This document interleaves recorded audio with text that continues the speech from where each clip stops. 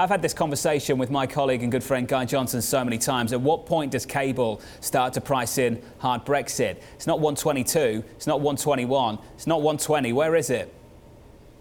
No, you're right. I think the market still has some way to go to materially price in that hard Brexit risk. I think you're probably in the mid to low teens potentially once you really price in the ramifications of a hard exit scenario, if you take that at its full ramifications. So I think there is still potential downside for sterling to come here, but I think there is still plenty of twists and turns in the process over the course of the next few weeks.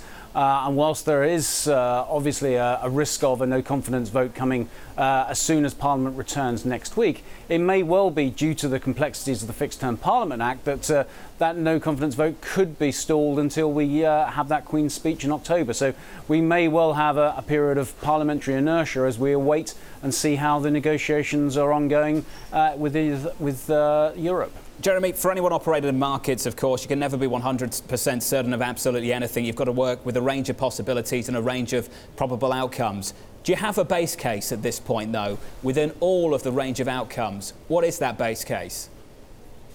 Well, you're right. The base case, I think, is the one that we're obviously working towards. But of course, because of the fluid and flexible nature of that process, that base case does tend to move around quite substantially. And I think it's interesting in the context of yesterday, when we had that united front from the opposition leaders, it looked increasingly probable that we could well get could have had a parliamentary movement to push back the deadline, and that would have helped the sterling story.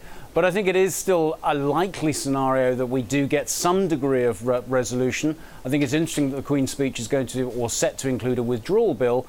So it may well be the case, despite all of the bluster regarding a no-deal outcome, that the government are still hoping that there can be some negotiated resolution. So I think that probably mitigates the extremes of the downside risk for sterling. And ultimately, once we get through that negotiated settlement, they may well find that sterling sentiment starts to improve, albeit from a relatively low base.